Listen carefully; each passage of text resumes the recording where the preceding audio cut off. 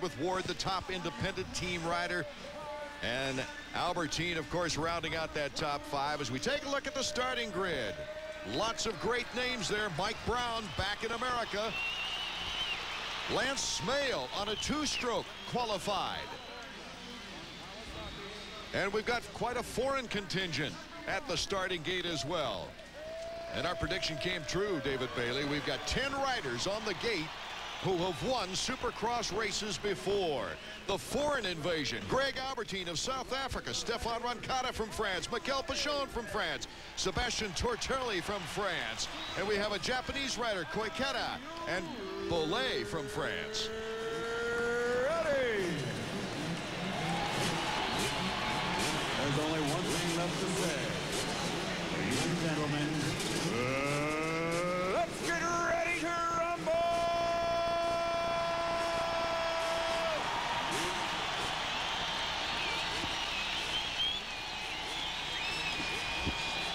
The unforgettable phrase by Mr. Buffer.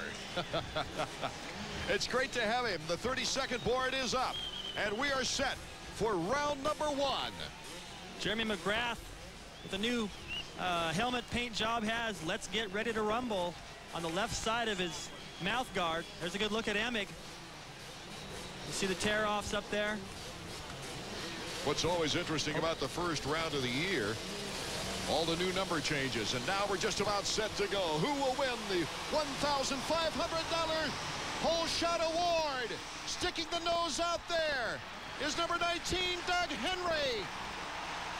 Henry with McGrath Emig and McGrath. McGrath going into second place as they go through the timing section before the finish line jump. So it's Henry, McGrath, Emig. Albertine right there, last year's winner, followed by Wyndham. All in good position, but Henry starting to pull away a little bit now. Henry in first place, taking advantage, but Jeremy McGrath in great position. Emig in a battle with Albertine. Albertine went bar to bar and then slips back. Here comes Albie. Number 7 had a tough time there at the end of the whoops. Great start. I worried me seeing Jeremy get the whole shot, go into that corner with everybody right up his fender.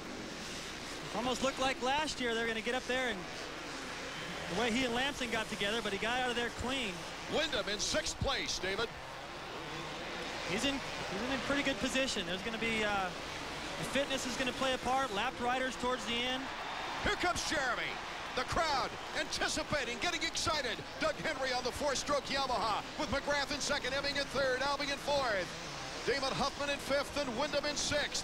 There's Albie right on the back tire of Emig. This is just unbelievable. That a great start. I would expect that 4-stroke to hook up and get a great start. He did, and wouldn't it be something if Henry picked up where he left off at the end of last year, winning again on that 4-stroke. Unbelievable. Doug Henry, our leader here in the early going of our round number 1 from the Los Angeles Coliseum. Pete Steinbrecher, shot of him there with his, keeping his fingers crossed. Jeremy almost. Here comes McGrath. McGrath in the whoops. They bang a little bar, and Henry regains the lead. You know, Henry told us before it's a good feeling to go into the season knowing he's going to be totally dedicated to the 4-stroke. I feel a lot better than last year having to ride 2 different bikes.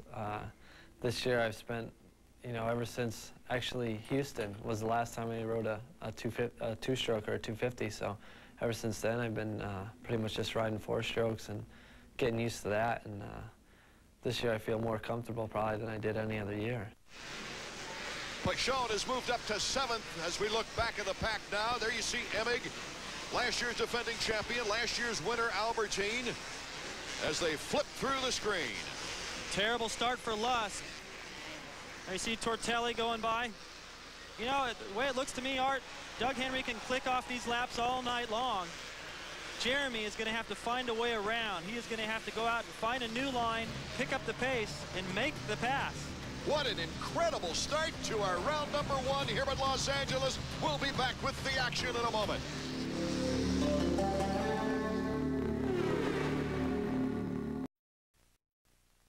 Welcome back to the Coliseum. The action hot and heavy. Doug Henry still holding on the lead. He's not the kind of rider to crack, but can he hold off? Jeremy McGrath hungry for another championship.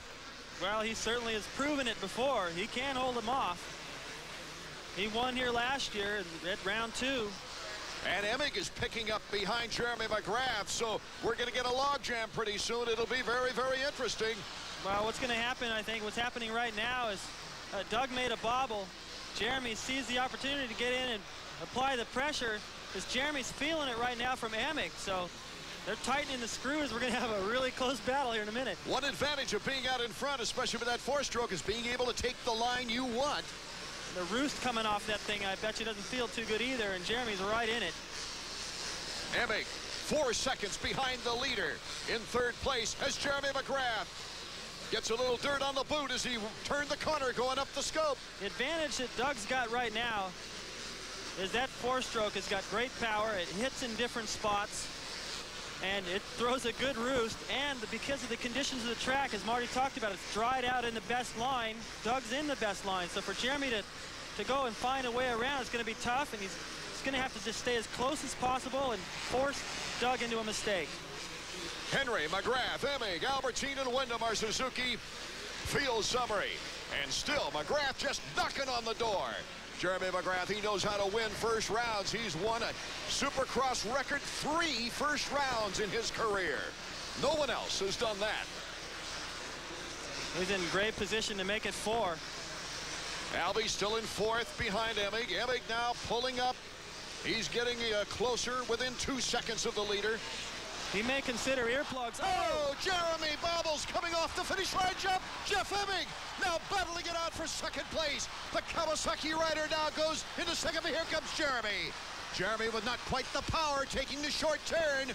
Slick move. He went out there knowing that Jeff had the best line, tried to square it off, but it's pretty muddy out there. He got a little sideways, couldn't quite get him back. Damon Huffman is starting to move up on Albie. A little bit of a gift there for Emig, but he was close enough to take advantage. That's Boy, the name one of the little game. mistake this year. Keep the pressure on, stay close, make your own luck. Emig was there to take advantage. You know, everybody was wondering, hey, we got Kudrowski retiring, we got Bradshaw retiring, we got Swink retiring. It doesn't matter. No, there's plenty of talent still out there.